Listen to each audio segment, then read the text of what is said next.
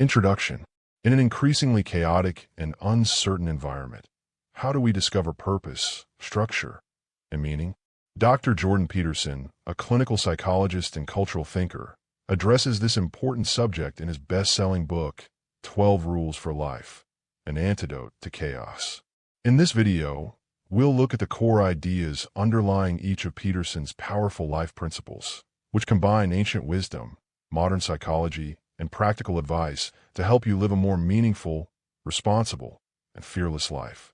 Whether you've read the book or are simply interested about what it's all about, this summary will provide you with a thorough understanding of what makes it one of the most discussed books of our time. Let's dive in. Rule 1. Stand up straight with your shoulders back.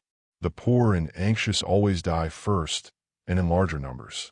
They are also more prone to non-infectious illnesses like cancer, diabetes, and heart disease. When the aristocracy gets a cold, as the saying goes, the working class dies of pneumonia. Conflict, in turn, raises another issue: how to win or lose without costing the opposing parties too much. A lobster with high serotonin levels and low octopamine levels is an arrogant, strutting shellfish that is considerably less likely to back down when confronted. The victor has high serotonin and low octopamine levels. The opposite neurochemical configuration, a high octopamine to serotonin ratio, results in a defeated-looking, scrunched-up, inhibited, drooping, skulking type of lobster, more inclined to hang around on street corners and flee at the first sign of conflict. It is sometimes known as the Matthew Principle, Matthew 25 verse 29, derived from what may be the harshest statement ever ascribed to Christ. To those who have everything, more will be given. From those who have nothing, all will be taken. Even the most vicious chimp despot can be defeated by two opponents who are three-quarters as mean. As a result, males that build reciprocal coalitions with their lower status counterparts and pay close attention to the troop's females and offspring tend to stay on top for longer periods of time. The political stratagem of baby-kissing dates back literally millions of years.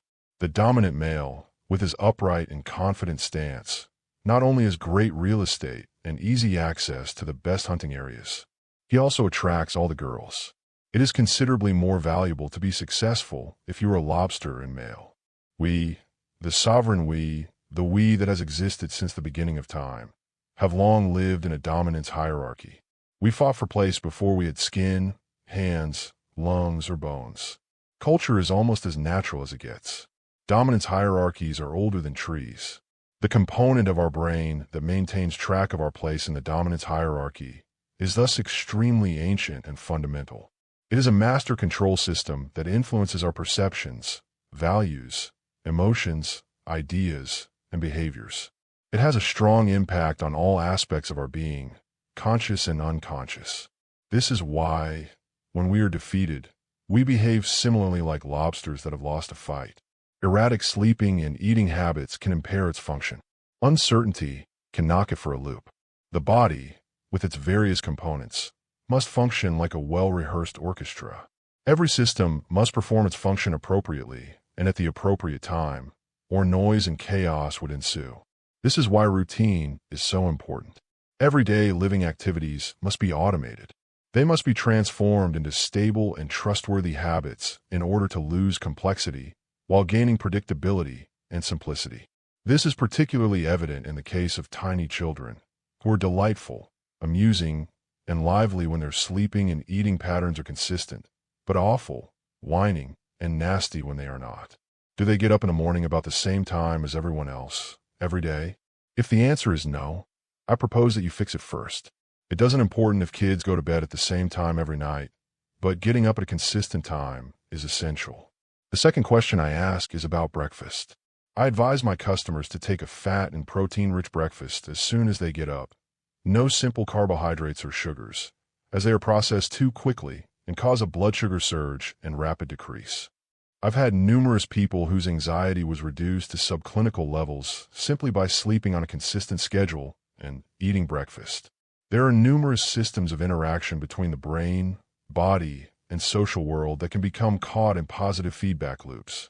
Depressed people, for example, may begin to feel useless and burdensome, as well as grieving and in pain. This causes individuals to retreat from their friends and family. The disengagement then makes them feel even more alone and isolated, as well as useless and onerous. Then they remove more. In this way, depression spirals and intensifies. People, like lobsters, size each other up, which is partly due to their attitude. If you appear yourself as defeated, others will react as if you are losing. If you begin to straighten up, people will look at and treat you differently. Standing up straight with your shoulders back means accepting the horrible responsibility of life with open eyes. It entails choosing to actively transform the chaos of possibility into the realities of habitable order. It entails embracing the burden of self-conscious vulnerability and acknowledging the end of childhood's unconscious paradise, in which finitude and mortality are only faintly understood. It entails willingly making the sacrifices required to create a productive and meaningful world. So pay attention to your posture. Stop drooping and hunching around. Speak your mind. Present your desires as if you had a right to them, at least as much as others. Walk tall and look straight ahead. Dare to be risky. Encourage serotonin to circulate freely through neuronal circuits, longing for its calming effect. Rule 2. Treat yourself as someone you are responsible for helping. People are more adept at filling and giving prescription medications to their dogs than to themselves. In any event, what we subjectively feel is more like to a story or a film than a scientific account of actual reality. It is the drama of lived experience, your father's unique, sad, personal death, as opposed to the objective death mentioned in the hospital records, the sorrow of your first love, the despair of failed hopes, and the joy that comes with a child's accomplishment. The realm of experience has primal components as well. These are the essential ingredients whose interplay distinguish drama and fiction. One of these is chaos. Another is order. The third, of three, is the mechanism that acts as a bridge between the two, and it appears to be identical to what we term awareness today. Our eternal subjugation to the first two causes us to question the value of existence, to throw up our hands in despair and fail to adequately care for ourselves. It is a solid comprehension of the third that provides us with the only real way out. When the ice you're skating on is solid, everything is in order. Chaos occurs when the bottom fell out, things come apart, and you plummet through the ice. Our categories are significantly older than our species. Our most fundamental category appears to be sex, male and female, which is as old as the sexual act itself. We seem to have taken that primal understanding of ordered, creative antagonism and begun to interpret everything through it. Most guys do not satisfy the female human requirements. For this reason, 85% of women on dating sites view men as less appealing than average. The cortex's hemispherical organization represents the basic split between innovation, the unknown, or chaos, and routinization, the known. We live in an endless state of order, surrounded by chaos. We are forever in known terrain, surrounded by the unknown. When we properly arbitrate between them, we achieve genuine engagement. When life suddenly exposes itself to be intense, gripping, and meaningful, when time passes and you're so interested in what you're doing that you don't notice, you're right on the edge between order and chaos. The worst of all potential snakes is humanity's unending predisposition for evil. The deadliest snakes are psychological, spiritual, emotional, and internal. This is the ultimate Freudian Oedipal nightmare. It is considerably preferable to make beings under your care competent than to protect them. How could human nature ever realize its full potential in the absence of challenge and danger? How dull and despicable would we be if there was no motivation to pay attention? According to Dr. Lynn Isbell, a professor of anthropology and animal behavior at the University of California, humans' exceptional vision evolved to detect and avoid snakes tens of millions of years ago. Unlike us, predators have no understanding of their underlying frailty, susceptibility, or enslavement to suffering and death. However, we understand exactly how and where we can be harmed and why. That is an excellent definition of self-consciousness. We are aware of our own vulnerability, finitude, and mortality. We may experience pain, contempt, guilt, and horror, and we are aware of it. We know it causes us to suffer. We understand how dread and agony may be inflicted on us, which implies we know exactly how to inflict them on others. We understand how we are naked and how that nakedness can be exploited. And by extension, we understand how others are naked and how they may be exploited. Nobody understands the individual's darkness better than the individual himself, who, then, will devote his complete attention to his own care when he is ill. If we want to take care of ourselves correctly, we must respect ourselves, which we do not because we are, not least in our own eyes, fallen animals. If we lived and spoke the truth, we would be able to walk with God again and respect ourselves, others, and the planet. Then we might treat ourselves like someone we care about. We might try to set the world straight. We may point it toward heaven, where we want individuals we care about to live, rather than hell, where our wrath and hatred would forever condemn everyone. There are numerous ways for things to break apart or fail to function properly, and it has always injured people who keep everything together. To treat yourself as if you were someone you needed help is to examine what is actually best for you. This isn't what you want. It's also not what would make you happy. You should anticipate the future and ask yourself, what would my life be like if I took proper care of myself? You may assist guide the world's careening trajectory toward heaven and away from hell. Once you've comprehended and researched hell, particularly your own personal hell, you may decide against going there or constructing it. You could look elsewhere. You could, in fact, dedicate your life to it. Rule 3. Make friends with people who want the best for you. The same thing happens when well-intentioned counselors place a delinquent teen with more civilized peers. Instead of stability, delinquency spreads. Downhill is much easier than uphill. Assume you're doing the easiest thing, not the most difficult. Furthermore, believing that everything bad happened on its own, with no personal responsibility on the part of the victim, deprives that individual of any agency in the past, and, by extension, in the present and future. In this fashion, you deprive him or her of all power. Rogers thought it was impossible to persuade people to change for the better. The drive to develop was, instead, a prerequisite for advancement. I've had court-mandated psychotherapy clients. They did not want my help. They were compelled to seek it. It didn't work. It was a travesty. Consider this. If you wouldn't recommend a buddy to your sister, father, or son, why would you keep such a friend for yourself? You should choose people who wish to make things better, not worse. Selecting people who are beneficial to you is a positive thing, not selfish. It's appropriate and admirable to associate with people whose lives would be better if they saw yours improve. When you dare to reach higher, you expose the limitations of the present and the potential of the future. Do not believe that it is easier to surround yourself with good, healthy people than bad, unhealthy people. It is not. A good, healthy person is the ideal. Standing up to such a person requires courage and strength. Have some humility. Have some courage. Use your judgment and avoid uncritical compassion and pity. Rule 4. Compare yourself to who you were yesterday, not who someone else is today.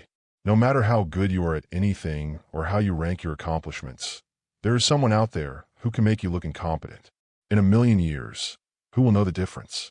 The appropriate response to that remark is not, so, then, everything is meaningless. Any moron can choose a time frame in which nothing matters. Talking yourself into irrelevance is not a profound criticism of being. It is a cheap illusion of the rational mind. To begin with, there is more than one game in which to succeed or fail. There are many games, and more precisely, many good games, games that match your skills, engage you effectively with others, and persist, and even improve over time. It's also unlikely that you're playing only one game. You have a career and friends and family members, and personal projects and artistic endeavors and athletic pursuits. You might object, I should be winning at everything. But winning at everything might only mean that you're not doing anything new or difficult. You can be winning, but you're not developing, and growing might be the most important type of winning. Should victory in the now always take precedence over trajectory across time? What do you do to prevent conflict? Important though it may be. What are you prone to lie about, given that the truth could be intolerable? What do you fake? We cannot navigate without something to aim toward, and, while we are in this world, we must always, even when satisfied, we stay intrigued. We live in a framework that characterizes the present as perpetually inadequate and the future as endlessly superior. If we did not perceive things this way, we would not take any action. We wouldn't be able to see because we would have to focus on one thing above all else. The future resembles the past. However, there is a significant difference. The past is fixed, yet the future has the potential to be better. It could be better to have a specific number, the amount that can be accomplished in a day with minimal effort. Perhaps enjoyment is always found in the trek uphill, rather than in the brief sense of contentment that awaits at the next summit. What could I say to someone else, my buddy, sibling, boss, or assistant, to make things better between us tomorrow?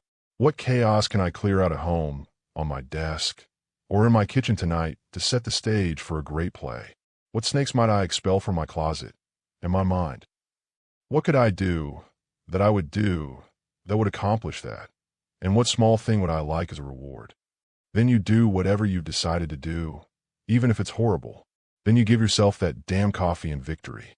Perhaps you feel silly about it, but you do it nonetheless. And you repeat the process tomorrow, the next day, and the next. And with each passing day, your baseline for comparison rises little, which is magical. That is compound interest. There is nothing magical here, except in consciousness's inherent magic. We can only see what we aim at. The rest of the world, or most of it, is concealed. If we start aiming for something different, for example, I want my life to be better, our minds will begin to offer us with fresh knowledge gleaned from the previously concealed world to help us in that goal. Faith is not just a childish belief in magic. That constitutes ignorance or perhaps purposeful blindness. It is the recognition that the tragic irrationalities of life must be countered by an equally illogical devotion to the basic goodness of being. It takes both the courage to set your sights on the impossible and the willingness to give up everything, including, and most importantly, your life. You realize you don't have anything better to do. But how do you do all of this? Assuming you're foolish enough to attempt. Pay attention. Concentrate on your environment, both physical and psychological. Consider something that annoys you, troubles you, prevents you from being yourself, and something you could or would remedy. You can find such things by asking yourself, as if you truly want to know, 3 questions. What is it that is bothering me? Is that something I could fix? Furthermore, would I actually be willing to fix it? If the answer to any or all of the questions is no, you should search elsewhere. Aim lower. Search until you find something that troubles you, something you could or would fix, and then do it. That might be enough for today. What could I do that I would do to make life a little better? Rule 5. Don't allow your children to do anything that makes you dislike them. Was it a good idea, for example, to substantially liberalize divorce rules in the 1960s? It is unclear to me whether the children whose lives were disrupted by the hypothetical freedom introduced by this liberation attempt would say so. Horror and terror lurk behind the walls constructed so skillfully by our forefathers. We tear them down at our own peril. We glide unconsciously on thin ice, with deep, icy waters beneath us, where inconceivable monsters lurk. People frequently answer fundamental psychological questions backwards. Why do people use drugs? Not a mystery.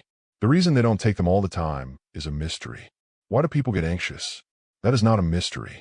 How can individuals ever be calm? There's the mystery. We are breakable and mortal. A million things can go wrong in a million different ways. We should be afraid at every second, but we aren't. The same can be said about sadness, sloth, and criminality. Statistics show that 2-year-olds are the most violent age group. They kick, beat, bite, and steal from others. They do so to explore, vent their fury and frustration, and satisfy their impulsive urges.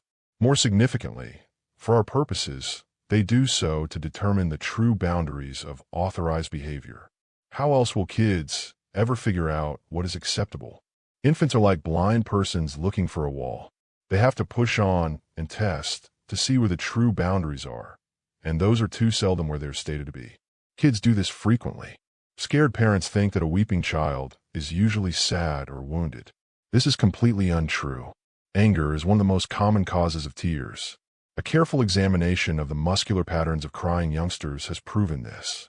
Anger crying differs from fear or grief sobbing. They also do not sound the same, and may be identified with careful listening.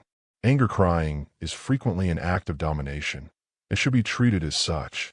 How was the kid? His father asked me when he arrived home later that night. Good, I said. Not an issue at all. He's sleeping right now. Did he get up? His father said. No, I replied. He slept the whole time. Dad looked at me. He wanted to know, but he didn't ask, and I didn't tell. With this strategy, you can teach almost anything to anyone. First, decide what you want. Then, keep a close eye on everyone around you. Finally, every time you see something that looks a little more like what you desire, swoop in, like a hawk, and administer a reward. Your daughter has been extremely reserved since she became a teenager. You wish she talked more. That's the goal, a more communicative daughter.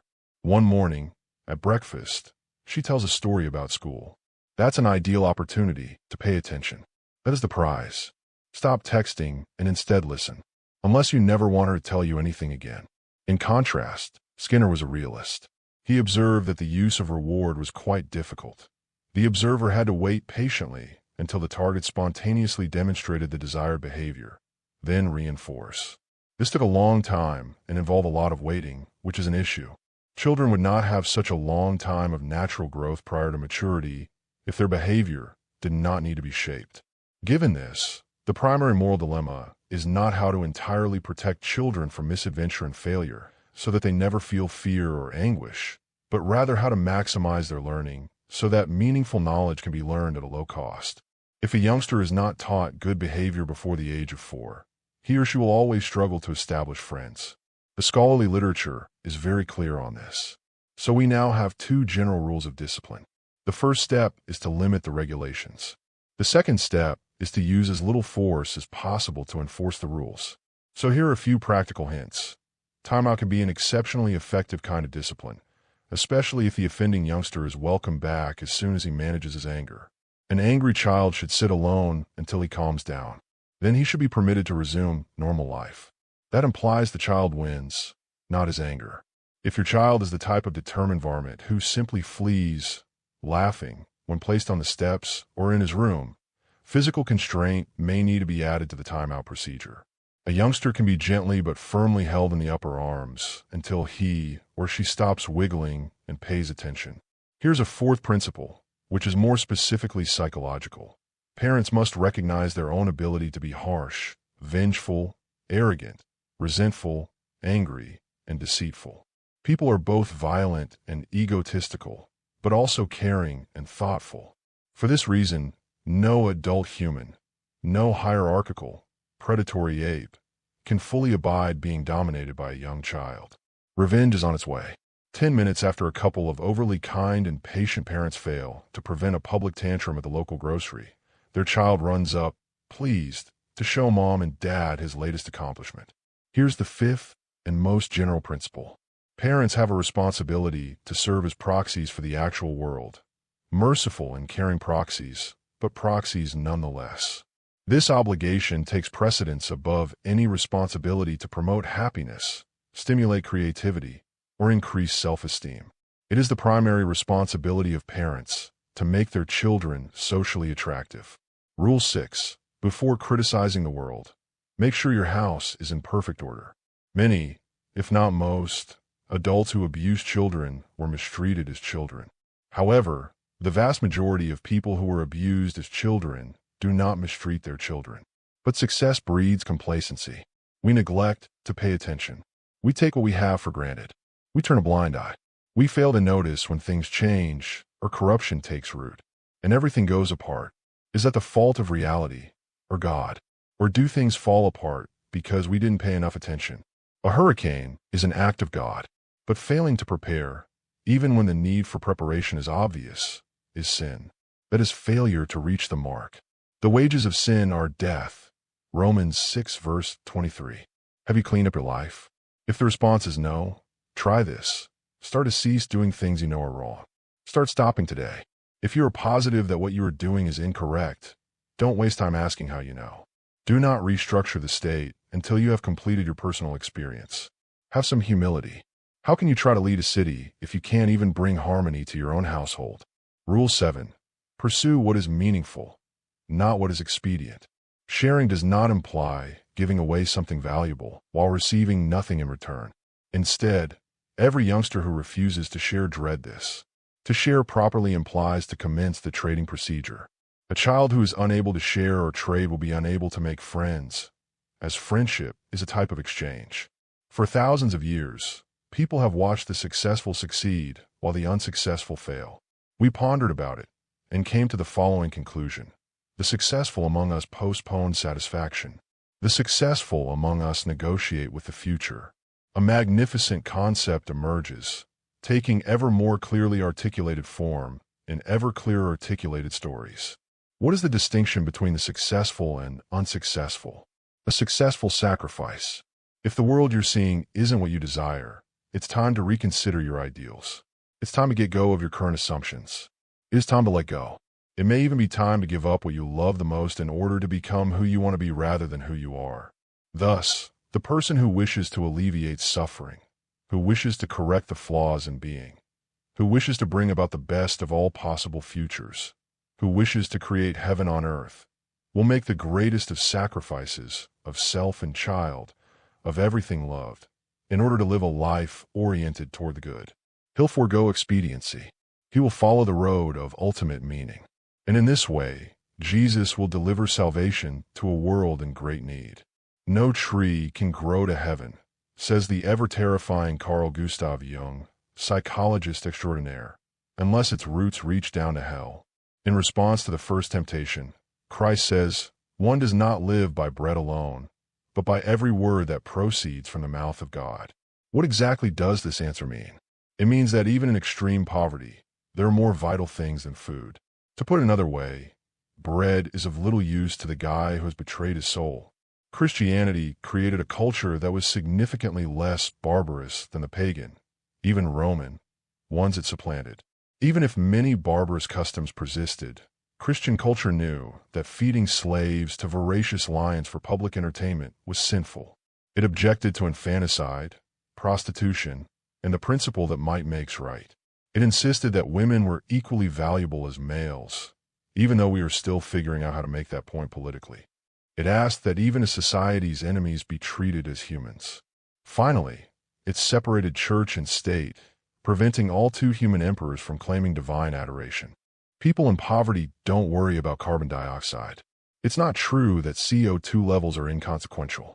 They're irrelevant when you're working yourself to death, starving, and scraping a living from the hard, unforgiving, thorn and thistle-infested soil. Even when modern atheists who oppose Christianity mock fundamentalists for asserting, for example, that the creation narrative in Genesis is objectively accurate, they are engaging in such debate based on their sense of truth, which has been created over centuries of Christian culture. Furthermore, the socialists were more fundamentally capitalist than the capitalists. They had a great belief in money. They simply believed that if various people had the money, the problems affecting humanity would disappear. Each human being understands, a priori, what is good and what is not. And if there's anything bad, there's also something nice. If the worst sin is tormenting people solely for the sake of the agony it causes, then the good is the polar opposite of that. The good news is that anything that prevents such incidents from occurring is beneficial. This was the basis for my fundamental moral conclusions. Aim up. Pay attention. Fix whatever you can. Don't be arrogant in your knowledge. Strive for humility, because totalitarian pride reveals itself in intolerance, oppression, torture, and death. Recognize your own limitations, your fear, malevolence, bitterness, and hatred. Consider the violent nature of your own soul before accusing others or attempting to restore the world's fabric. Perhaps the world isn't to blame. Maybe it is you. You've missed the mark. You've missed your target. You have come short of the glory of God. You have sinned. All of this is your contribution to the world's insufficiency and wickedness. Most importantly, do not lie. Never lie about anything. Lying leads to hell. Millions of people died as a result of the Nazi and communist states' big and petty lies. You may find yourself asking, what should I do today? In a way that suggests, how could I use my time to make things better rather than worse? Having significance in your life is preferable to having what you desire, because you may not know what you want or need. Meaning is something that comes to you naturally. You may create the conditions and follow meaning as it manifests itself, but you cannot simply make it as an act of will. What is expedient works only temporarily. It is immediate, impulsive, and limited. What is significant, in contrast, is the transformation of what would otherwise be expedient into a symphony of being. Rule 8. Tell the truth or don't lie. I quickly realized that practically everything I said was untrue. I had motives for saying these things. I wanted to win arguments, achieve status, impress others, and get my way. I was using words to bend and twist the universe to give what I deemed necessary. But I was a fraud. Realizing this, I began to exercise stating only things that my internal voice would not object to. I began to practice telling the truth, or, at least, not lying. I quickly realized that such a skill came in handy when I wasn't sure what to do. What should you do if you don't know what to do? Tell the truth. I've watched individuals describe their utopias and then twist their lies into knots attempting to make it happen. A left-leaning undergraduate takes a trendy anti-authority position and spends the next 2 decades striving resentfully to topple the windmills of his imagination. However, researchers have recently discovered that new genes in the central nervous system activate when an organism is placed, or places itself, in a new circumstance. These genes encode novel proteins. These proteins serve as the foundation for new brain architecture. This indicates that a large portion of you is still in its infancy, in the most physical sense, and will not be triggered by stasis. To be turned on, you must say something, go somewhere, and do certain things. If not, you will be incomplete, and life is too difficult for those who are incomplete. Only the most cynical and pessimistic worldview claims that falsification may better reality. Accepting the truth entails making a sacrifice, and if you've been rejecting the truth for a long time, you've accumulated a potentially hazardous sacrificial debt. Forest fires consume deadwood and return trapped elements to the soil. Fires are, sometimes, purposefully suppressed. This does not prevent the deadwood from accumulating. Eventually, a fire will start. When it happens, it will burn so intensely that everything is destroyed, even the soil in which the forest thrives. We must make decisions right now, even though the best means and goals can never be determined with certainty. An aim, or ambition, offers the framework for activity. An aim provides a destination, a point of comparison to the present, and a framework within which everything may be evaluated. An aim defines growth and makes it fascinating. An aim decreases worry because without an aim, everything can signify anything or nothing, and none of those two alternatives promotes a peaceful mood. To survive, we must think, plan, limit, and postulate. You are more than just what you already know. You are also all you could ever know if you just wanted to. As a result, you should never give up your potential for what you are. You should never sacrifice the good that lives within you for the security you currently have, especially if you have caught a glimpse, an undeniable glimmer, of something greater. Everyone requires a distinct, precise goal, an ambition and a purpose, in order to reduce chaos and make sense of his or her life. However, all such concrete goals can and should be subordinated to what could be called a metagoal, which is a method of approaching and constructing goals themselves. The metagoal could be, live in truth. This means, work tirelessly towards a well-articulated, specified, and temporary goal. Make your failure and success criteria timely and clear, at least for yourself. Much better if others can comprehend and evaluate what you're doing. Allow the universe and your spirit to unfold naturally while you act out and speak the truth. This is both rational desire and the bravest of faiths. If your life isn't going as well as it could, consider telling the truth. If you are clinging to an ideology or wallowing in nihilism, try telling the truth. If you're feeling weak, rejected, desperate, and bewildered, try telling the truth. In paradise, everyone tells the truth. That's what makes it paradise. Tell the truth. Alternatively, avoid lying. Rule 9. Assume the person you're listening to may know something you don't. Memory does not describe the objective past. Memory is a tool. Memory serves as a path from the past into the future. If you remember something awful and can figure out why, you can try to prevent it from happening again. That is the role of memory. It is not to remember the past. It is to prevent the same thing from happening repeatedly. Carl Rogers, one of the most influential psychotherapists of the 20th century, understood the importance of listening. He remarked, "The vast majority of us are unable to listen. We are forced to evaluate because listening is too dangerous. The first requirement is courage, which we don't always have. Instead, if you listen without passing judgment, people will usually tell you everything they're thinking, with little deception. People will tell you the most incredible, ridiculous, and entertaining stories. There will be very few boring chats. This is how you can determine if you are genuinely listening. If the conversation is dull, you most likely aren't." Rule 10. Be precise in your speech. When things fall down, what was previously disregarded rushes in. When things are no longer described with precision, the barriers collapse and anarchy emerges. When we are irresponsible and let things pass, what we have neglected to attend to gathers itself, takes on a serpentine form, and strikes, often at the worst possible time.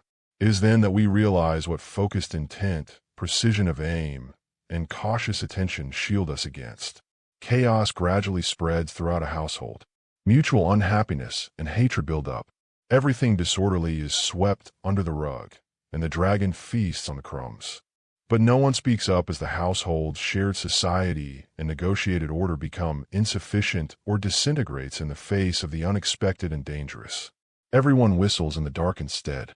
Something is out in the woods. You know that for certain. Often, however, it is just a squirrel. If you refuse to look, it's a dragon, and you're no knight. You're a mouse facing a lion, a rabbit immobilized by a wolf's gaze. And I'm not claiming that it's always a squirrel. Often, it's something absolutely awful.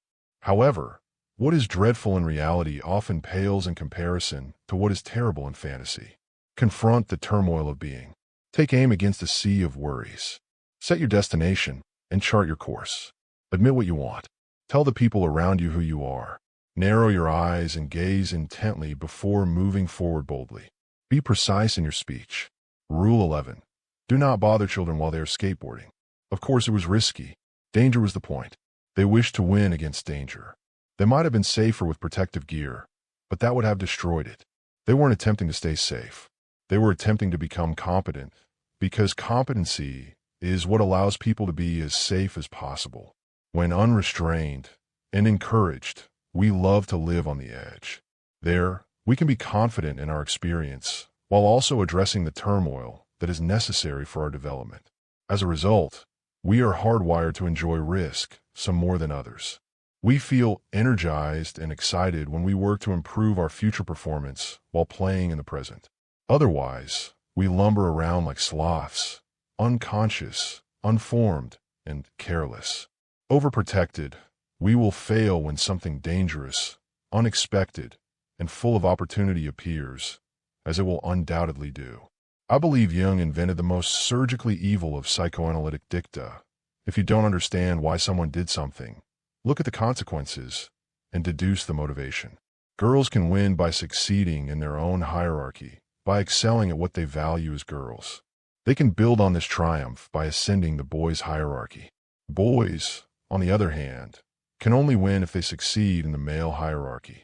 They will lose prestige among females and guys by excelling at what girls appreciate. It costs them reputation among guys and appeal among girls. According to the Pew Research Center, 180 from 1997 to 2012, the number of women aged 18 to 34 who thought that a good marriage is one of the most important things in life increased from 28 to 37%, more than 30%. Over the same time period, the proportion of young males who said the same thing fell by 15%, from 35 to 29%. Consider oppression. Any hierarchy produces winners and losers. The victors are, of course, more prone to justify the hierarchy and the losers to attack it. However, 1. The collective pursuit of any valued goal results in a hierarchy, since some will be better and others will be worse at that pursuit, regardless of what it is. And 2. It is the pursuit of goals that in large part gives life its sustaining meaning. Power is a primary motivator, and not people compete to get to the top, and they care where they rank in dominance hierarchies. However, and here is where the metaphorical boys and men differ philosophically.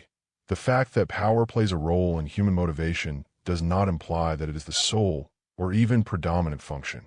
Similarly, The fact that we can never know everything means that all of our observations and statements are based on taking certain factors into consideration while leaving others out, as we addressed extensively in Rule 10. That does not support the idea that everything is interpretation or that categorization is simply exclusion.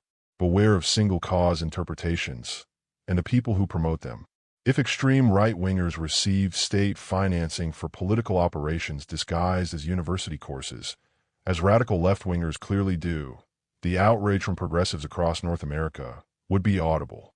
In civilizations that are well-functioning, not in comparison to a hypothetical utopia, but contrasted with other current or historical cultures, competence, not power, is a prime determiner of status.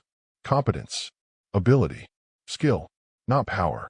This is clear from both anecdotes and facts. No one with brain cancer is fair-minded enough to decline the services of the surgeon with the best degree, reputation, and possibly the highest earnings. Furthermore, the most reliable personality attribute indicators of long-term success in Western countries are intellect, as measured by cognitive capacity or IQ tests, and conscientiousness. Gender is manufactured, yet anyone seeking gender reassignment surgery is unquestionably a male trapped in a woman's body, or vice versa. The fact that both of these cannot be true at the same time is simply ignored or rationalized away with another horrible postmodern claim. That logic, like scientific methodology, is merely part of the repressive patriarchal system. The basic difficulty is that group identification can be fractionated all the way down to the individual level. That sentence should be in capital letters. Every person is unique, not in a minor way, but in an important, significant, and meaningful one. Group membership cannot account for that diversity. Period. It's a good idea to tell the person you're confronting exactly what you want them to do rather than what they've done or are doing now. You could believe, if they loved me, they would know what to do. That is the voice of resentment. Assume ignorance before malevolence. No one, not even you, has direct access to your goals and requirements. According to such stories, in order for a woman to be full, she must create a relationship with masculine consciousness and face up to the horrible world, which sometimes manifests itself in the shape of her overbearing mother. An actual male can assist her achieve this to some extent, but it is healthier for everyone involved if no one is very reliant. When men work together, they enforce a code of conduct on one another. Do your work.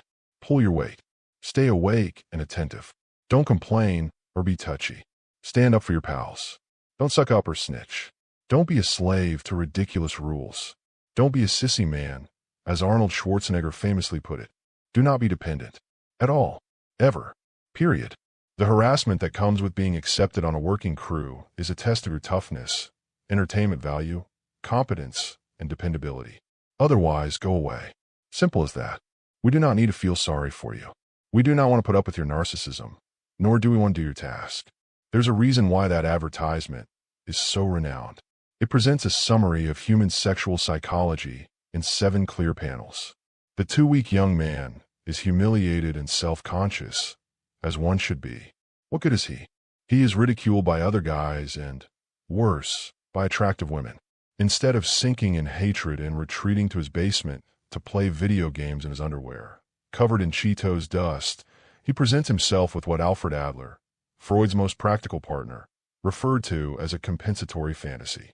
The purpose of such a fantasy is to illuminate a genuine path forward, rather than to grant wishes. Mac notices his scarecrow-like build and vows to work on his physical strength. More importantly, he executes his plan. He identifies with the part of himself that has the potential to rise above his current situation and becomes the hero of his own tale. He returns to the beach and punches the bully in the nose. Mac wins. So does his future girlfriend. So does everyone else. Women do not want sons, even if they are healthy. They desire guys.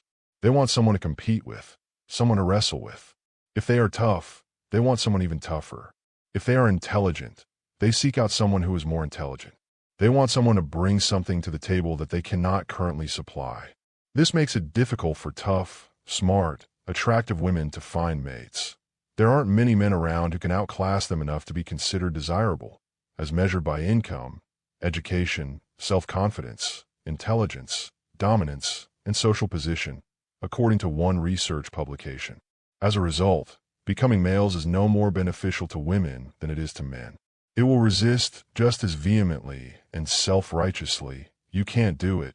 It's too dangerous. When small girls attempt to stand on their own 2 feet, it negates consciousness. It is anti-human, desirous of failure, jealous, resentful, and harmful. No one who actually cares about humanity would support such a thing. No one who wants to advance would allow himself to be possessed by such an entity. And if you think tough men are scary, you should see what weak men can do. Leave youngsters alone when they skateboard. Rule 12. Pet a cat if you see one on the street. By the 1980s, Superman was suffering from terminal deus ex machina, a Latin phrase that means God from a machine. In ancient Greek and Roman plays, the phrase referred to the sudden and miraculous appearance of an all-powerful God who rescued the imperiled hero. Perhaps you could begin by noting that when you love someone, it is not despite their limits. This is due to their restrictions. Every day, set aside time to discuss and reflect on the illness or other issue and how it should be treated. Do not discuss or think about it else. If you do not limit its effect, you will exhaust yourself and everything will collapse. This isn't helpful. Conserve your strength. You're in a war, not a fight, and a war is made up of multiple conflicts. You must remain functional during all of them. When crisis-related concerns come at other times, tell yourself that you will address them during the designated time period. And maybe when you're out for a stroll and your head is spinning, a cat will appear, and if you pay attention to it, you'll get a 15-second reminder that the wonder of being may compensate for the unavoidable sorrow that comes with it. Pet a cat if you see one on the street.